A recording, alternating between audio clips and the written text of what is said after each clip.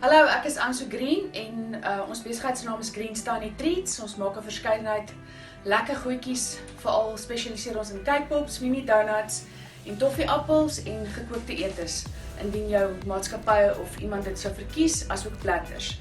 Vandag het ons vir julle unicorn cakepops gemaak en al is dit 'n baie lang proses en baie harde werk en lang ure, geniet ek elke oomblik wat ek doen en dis vir my 'n passie om te bak.